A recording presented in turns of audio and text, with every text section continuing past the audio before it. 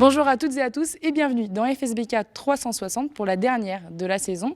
Nous sommes sur le circuit Paul Ricard qui accueille la dernière étape du FSBK et nous sommes avec Alexis Masbou, pilote en endurance aujourd'hui et également coach. Bonjour à tous. Alors, tu vas nous accompagner pour parler de cette saison 2022. Mais avant tout, je vous propose de découvrir ce nouveau circuit du Castellet, le petit circuit, avec la caméra embarquée de Kenny Forêt.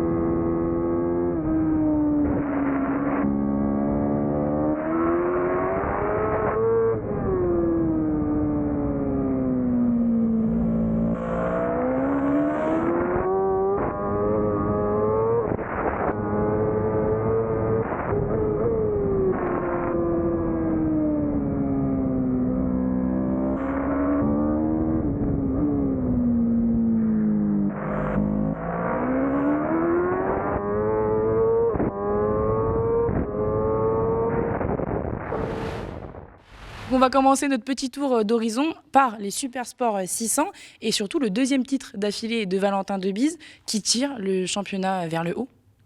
Ah oui, c'est sûr que Valentin, avec son niveau international, en championnat du monde Moto 2, Supersport mondial ou aux États-Unis auparavant, il a forcément une grande expérience au niveau international et le fait de revenir en France, de se mettre en valeur pour pouvoir essayer de remonter en mondial 600 Supersport, pousse tous les autres pilotes à essayer de s'accrocher parce que évidemment il a un niveau supérieur pour l'instant vu son expérience, mais les jeunes en apprennent beaucoup derrière et progressent parce qu'ils veulent aussi avoir leur place dans les années à venir en mondial Supersport. On peut justement prendre l'exemple de Johan Gimbert qui a beaucoup progressé cette année, on va en reparler un peu plus tard.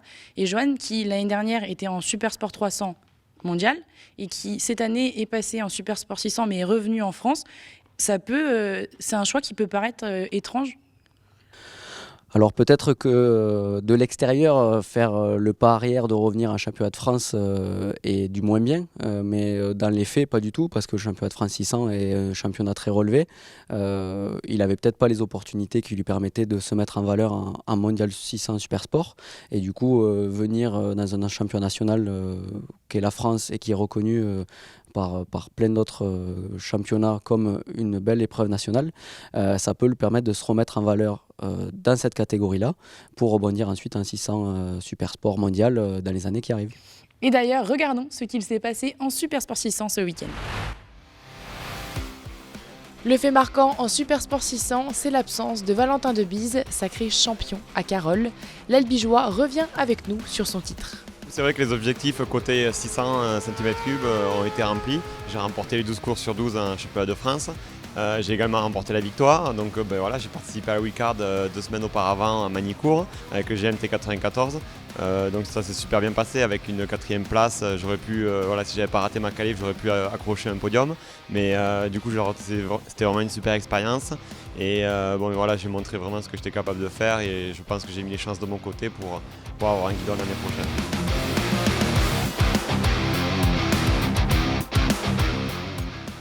Johan Gimbert, alors grand favori ce week-end, a nettement dominé les courses après de bons départs au Castellet.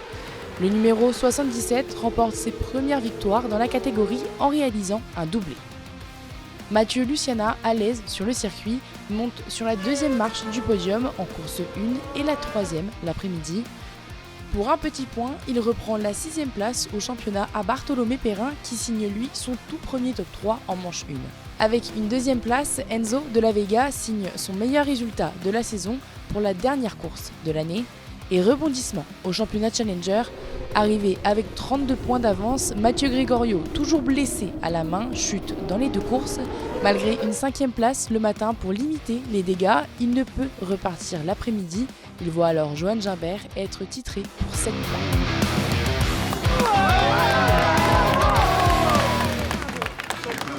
Le but était de le pousser à la faute. Je pense que tout le week-end j'étais vraiment au-dessus de lui et c'était le but.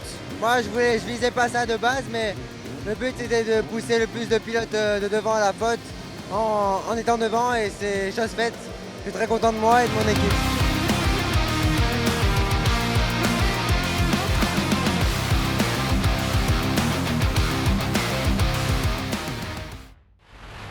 Les sidecars ont aussi fait briller ce championnat. Alexis, toi, est-ce que tu es déjà monté sur un side ? Non, jamais, j'ai pas eu cette chance. Et est-ce que ça te donne envie de les voir rouler, d'un jour monter dessus ? Alors faire des courses, ça je leur laisse, je pense qu'il y en a qui sont bien meilleurs que moi pour faire ça. Mais après essayer, ce serait quelque chose d'assez fun. Tous ceux qui ont essayé ont dit que c'était quand même quelque chose d'assez incroyable. On a quand même de bons pilotes en championnat de France qui roulent dans cette catégorie-là. Donc pourquoi pas un jour essayer soit en pilote, là je suis pas sûr de gérer, mais pourquoi pas en singe, ça peut être un moment assez fun. Ah ouais, c'est ce qui te donne plus envie, c'est ce poste-là que... Ouais. Sauter à l'arrière du side et voir comment le pilote assure, moi c'est ce qui me plaît. Ouais, c'est peut-être aussi ce qui donne le plus de sensations. Ouais, je pense qu'il y a plus de sensations à l'arrière, surtout quand on ne connaît pas, qu'en tant que pilote, quand on est à la maîtrise. Ça, on sait faire, on a l'habitude de maîtriser les motos. Donc être singe et faire avec quelqu'un à qui on peut avoir confiance, moi ça me plairait. Ouais. Et justement, je vous propose de regarder les 2 dernières courses des sidecars. Dans la catégorie sidecar, le duo Palaker et Sessuti, déjà champions F2, ont ajouté 2 victoires de plus à leur palmarès ce week-end. Les 122 nous parlent de leur saison. C'est une superbe saison, super matériel, une superbe entente et un superbe staff derrière qui nous suit. On est content, l'année prochaine on va essayer de remettre ça. Ouais, ça a été que des bonnes sensations à chaque fois. C'était redécouverte des circuits et puis on améliorait à chaque fois, donc c'était super.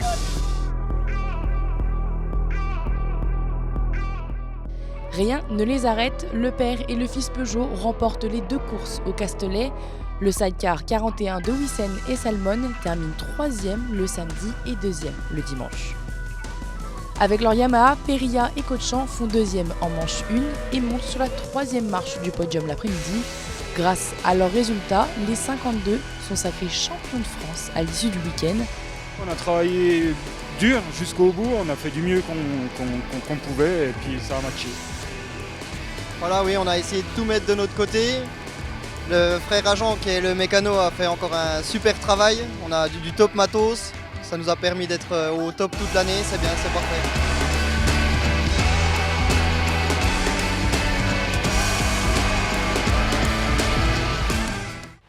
On passe au Super Sport 300 qui fait partie de ces petites catégories qui nous offrent toujours beaucoup de spectacles parce que c'est une course en paquet. Tu sais de quoi je veux parler parce que tu as 12 saisons en Moto 3. Donc est-ce que c'est important dans la formation d'un pilote de rouler en paquet ? Alors c'est important, oui et non. C'est pas important si on est en capacité de rouler seul devant, mais maintenant il n'y a quasiment plus aucun championnat international où c'est que des pilotes arrivent à se détacher, que ce soit en Superbike, en MotoGP ou autre, les courses sont extrêmement serrées. Donc c'est vrai que maintenant en bagarre, il faut être assez lucide, savoir où se placer, comment se déplacer sur la piste pour attaquer au bon moment. Donc il y a toute une stratégie qui est à découvrir au fur et à mesure des saisons. Et c'est vrai que ces petites catégories-là, le 300 Super Sport, sont parfaites pour que les jeunes puissent découvrir cette technique et ces façons de faire sur des vitesses qui sont quand même moins importantes qu'avec des 1000, mais pour progresser, c'est quand même les meilleurs des catégories parce que les pilotes sont souvent 5, 6 à se battre pour la place de vainqueur. Tu n'en retiens que des bons souvenirs, toi, de ces expériences-là en paquet Exactement, la catégorie Moto 3, c'est la plus folle de tous les championnats, des courses à 10, 15. Là, il faut savoir maîtriser le sujet. Et c'est vrai que moi, c'est quelque chose que j'ai toujours adoré dans cette catégorie-là, parce qu'on s'ennuie rarement pendant une course. Et les Super Sport 300 roulaient également sur le circuit du Paul Ricard. Place au résumé.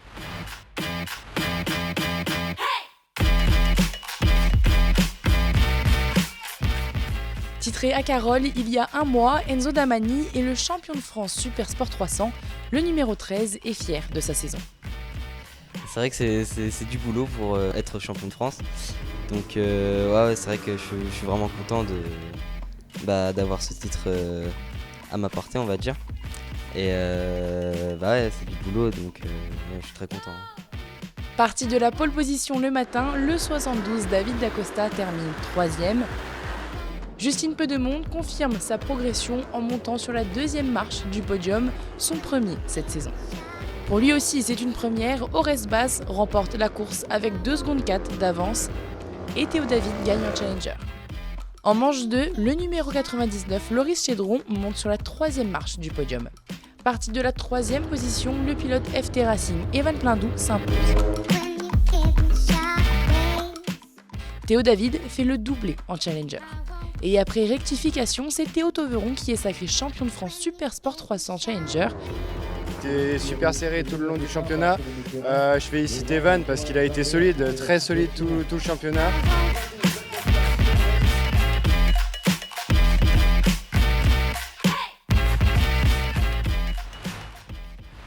Après le résumé des Super Sport 300, c'est l'heure du magazine dédié aux révélations de l'année, 2 pilotes, Johan Gimbert et Mathias Rostani, qui nous ont impressionnés par leurs résultats.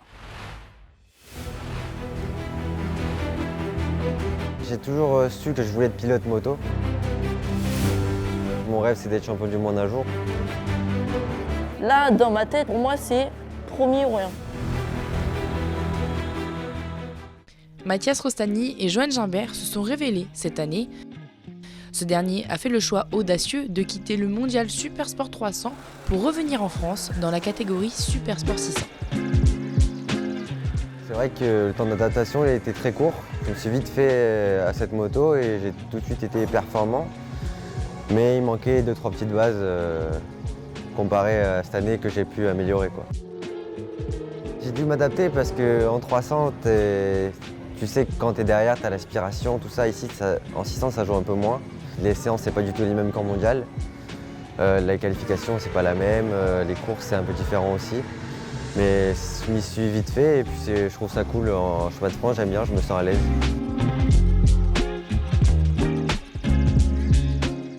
Champion de France mini-GP la saison passée, Mathias Rostani, engagé en pré-moto 3, doit lui aussi composer avec une nouvelle machine. La moto est déjà un peu plus lourde pour tourner, pour mettre de l'angle, pour faire un peu tous les trucs basiques, et ben c'est plus dur. En ovale, c'est plus enchaînement. Tu la claques quand tu veux, c'est un truc léger. Je la porte avec les 2 mains, c'est un peu plus compliqué. Je m'attendais directement à être dans le top 5, mais c'est vrai qu'on s'est pris une petite claque au Mans. On a un peu galéré, mais c'est vrai que là, je me suis vraiment encore bien amélioré. Je ne pensais pas autant cette année. Moi, je ne suis pas Fabio Quartararo, mais je sens qu'on me regarde plus. C'est toujours cool que les gens viennent te voir, ils sont contents de ce que tu fais, ils aiment bien. Après, quand je suis sur la moto, j'y pense pas. Je reste le même qu'au début de la saison, j'essaie de travailler dans mon coin. Dès le début de l'année, je savais que j'arrivais à être devant. Même avec Loris Veneman qui fait la North Stallion Cup, j'ai vu que j'ai réussi à mieux tenir le rythme, à plus déjà gérer ma course, plus augmenter le rythme. Et là, je sais que je dois me calmer et être régulier dans mes chronos. La critique que tout le monde me fait, c'est « ouais, tu tombes trop, nanani, nanana ». Mais en fait, moi, je sais pourquoi je tombe trop. Parce que moi, j'essaie de pousser ma machine à fond au maximum pour pouvoir exploiter déjà le moteur à fond et la moto aussi. C'est mon mécano aussi, il me disait faut que tu te dises que dès que Marquez il prend ta moto, il va être 10 secondes plus rapide que toi. Et ça, c'est ce qui m'a poussé à aller de plus loin aussi. Et voilà.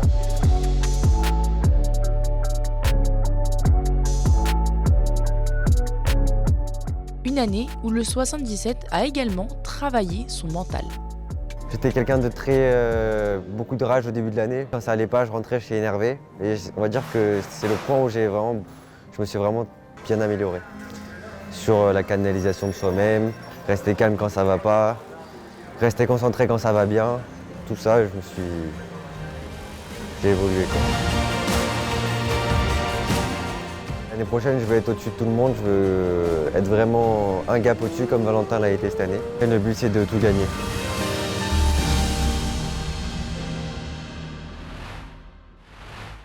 On va parler de la catégorie OGP, donc tu connais très bien les pilotes vu que tu travailles avec eux, dont Mathias qui fait partie du collectif Vitesse. Quel est ton regard sur sa saison ? Alors après, oui, je suis un grand nombre des pilotes de l'OGP avec ma fonction d'entraîneur national. En effet, Mathias fait partie du collectif que l'on suit avec la fédération. Il a fait une saison faite de haut et de bas. Il commence l'année en explosant quasiment tous les compteurs, malgré un petit problème technique. Et puis ensuite, il y a eu quelques blessures, quelques déconvenues pendant l'année qui ont fait que ça a repoussé sa possibilité de titre. Maintenant, on est à la finale. Il y a le titre qui est en jeu et je pense qu'il a des bonnes cartes à jouer parce que quand tout se passe normalement, c'est lui qui gagne la catégorie. Maintenant, à lui d'être suffisamment lucide, pas commettre d'erreurs pour aller chercher ce titre. Mais pour une première année en OGP, c'est difficile d'aller chercher beaucoup mieux que ce qu'il a fait. Et tu parles de cette course au titre. À cet âge-là, c'est compliqué de gérer la pression ? Être en tête d'un championnat, c'est un poids qu'il faut supporter quand on est sur la piste et encore plus pendant qu'on est sur une finale pour aller chercher le titre. Ces jeunes-là, c'est un peu le Graal, en tout cas pour l'instant. Ils iront peut-être chercher d'autres titres par la suite, mais forcément pour eux, c'est extrêmement important. Donc il y a beaucoup de pression et à eux d'apprendre à gérer ça. Et c'est aussi pour ça que les championnats nationaux sont très importants pour apprendre à découvrir ce stress et ces moments difficiles à appréhender pour l'avenir. Parce que si c'est des bons pilotes, je leur souhaite beaucoup de choses à venir. Et en NSF 250, il y a aussi une bataille entre Jules Berceau et Benjamin Caillet. C'est bénéfique à cet âge-là d'avoir une rivalité sur la piste et au championnat, du coup ? Alors, je ne sais pas pour eux comment ça se passe dans la tête. C'est toujours mieux qu'il y ait de la rivalité pour que les jeunes progressent, apprennent, grandissent. Après, c'est sûr que, comme on le disait, à cet âge-là, devoir gérer 2 manches de championnat de France où c'est qu'ils ont seulement 6 points d'écart, forcément, une erreur leur coûteront le titre. Et en même temps, une victoire à aller chercher à l'arraché, c'est aussi des grands souvenirs. Donc, voilà, je pense que c'est beaucoup de stress actuellement. Et après la course, je pense qu'on fera le bilan. Ce sera pour un très bon moment et pour l'autre, forcément une déception. Et je vous propose justement de voir qui a remporté le titre en NSF 250 et en Prémoto 3.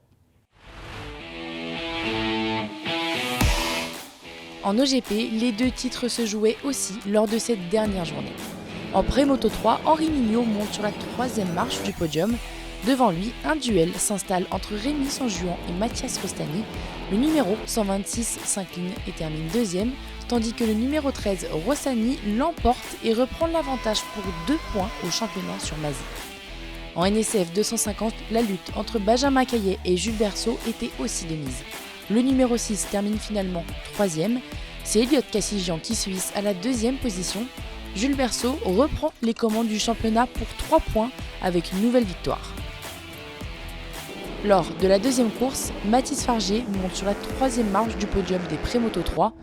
Sur la 2e, c'est Enzo Giacomino et son numéro 8. Rémi Sanjuan remporte cette manche. Au terme d'une course à rebondissement après une chute dans le dernier tour, Mathias Rostani est sacré champion de France Prémoto 3 pour 1/10 d'avance sur Célestin Mazis. Je suis énormément content. Après, là, ça a été vraiment compliqué le dernier tour parce que Rémi m'est rentré dedans. Donc du coup, j'ai dû reprendre la moto, repartir. Heureusement que j'avais fait une bonne course. Parce que sinon, je pense que si j'avais pas fait une bonne course, j'aurais pas pu être champion de France. Parce que quand je suis reparti, Célestin était vraiment collé à mon cul et ouais, là c'était chaud. Pour une fois, c'était vraiment chaud.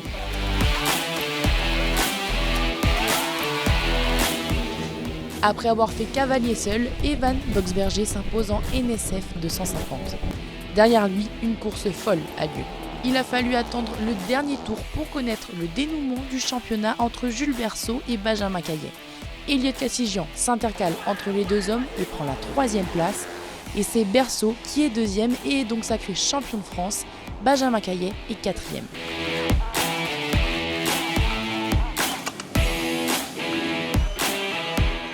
C'était une course pas facile parce que Benjamin il était juste derrière moi. Il m'a doublé à des moments, on s'est touché à des moments aussi. Après il y a Mathias qui est tombé dans le dernier tour, ça m'a permis de prendre un petit peu d'air. Dans le dernier virage, j'ai essayé de fermer le plus la porte possible et être champion de France aujourd'hui, c'est un accomplissement de beaucoup de choses. Et je remercie aussi mes sponsors et mes parents.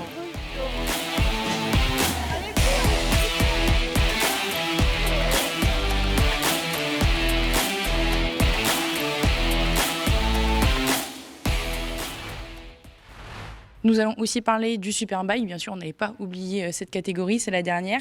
On a pu assister à aussi une bataille pour le titre entre Valentin Debise et Kenny Forêt, qui est bien monté en puissance sur la fin de saison notamment. C'est vrai que Kenny, depuis l'année passée, avait souvent des difficultés à gagner les courses. Et là, cette année, il s'est bien remis en selle, même si le début d'année n'a pas été spécialement facile. Mais il est vraiment monté en puissance au fur et à mesure. Il y a peu de points d'écart entre les deux pilotes. Et ici, avec le premier virage qui est quand même assez serré, et le nombre de pilotes performants qui peuvent gagner la course en 1000 Superbike, je pense que ça sera une bagarre extrêmement rude pour ces deux pilotes. Le fait aussi d'avoir des pilotes comme Alan Tescher qui a fait 2 podiums en endurance, Mathieu Ginès qui est monté aussi sur le podium au Bol d'Or où tu étais également. Le fait d'avoir ces pilotes en France, qui courent en France, mais qui aussi performent dans les championnats internationaux, ça valorise encore plus le championnat. Quand on voit Alan qui ne gagne pas toutes les courses alors qu'il peut faire des podiums au Bol d'Or ou aux 24 heures de Spa, ça montre que forcément les catégories françaises sont de très haut niveau et que ces pilotes-là rivalisent à l'international et viennent faire quand même briller le championnat national grâce à leur performance. Et je vous propose alors de revenir sur le dernier week-end des Superbikes.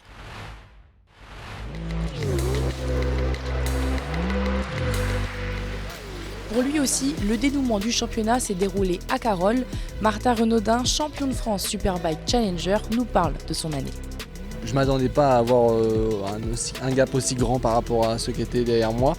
Maintenant, moi, je me suis toujours focalisé sur le scratch pour rester concentré sur mes résultats. Donc, oui, je suis quand même content d'avoir bien mené le championnat Challenger cette année.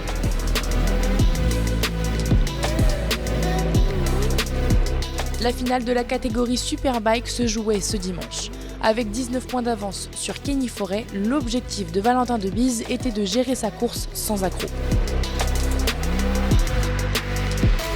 Mais coup de théâtre, en doublant Mathieu Ginès, il chute. Le 153 a tant bien que mal essayé de repartir pour marquer des points, il abandonne. Avec sa Yamaha, Mathieu Ginès se contente d'une 4e place. Martin Renaudin signe son 4e podium cette année et remporte le Challenger. Il réalise sa plus belle course de la saison. Alan Tescher, qui s'est bien battu avec l'homme de tête, monte sur la 2e marche du podium.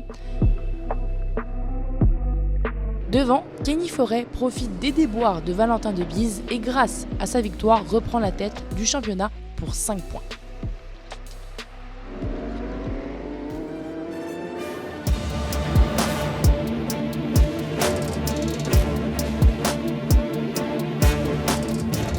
L'après-midi, Grégory Leblanc se hisse dans le top 5, son 2e cette année. Une bataille entre Martin Renaudin et Mathieu Ginès prend place tout au long de la course. C'est le numéro 41 qui a le dernier mot et remonte sur le podium plus de 3 mois après sa blessure.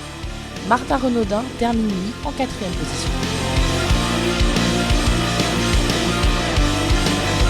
Alan Tescher, qui a pris les commandes de la course au début, n'a plus créé l'écart nécessaire avec les pilotes derrière pour s'imposer.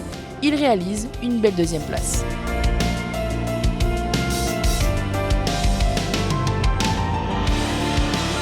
Et rebondissement dans la course au titre, Valentin Debise chute de nouveau dans le virage du Beausset en voulant recroiser Kenny Forêt. Le 78 gagne alors la course et est titré champion de France Superbike pour la 2e fois de sa carrière.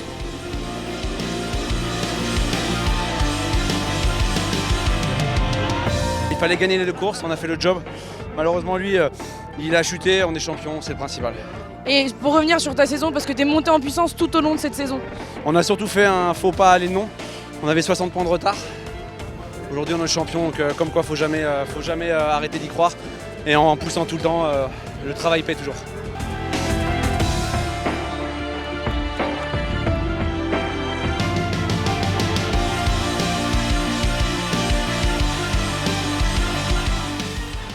Félicitations aux champions de France 2022 et merci Alexis d'avoir été avec nous.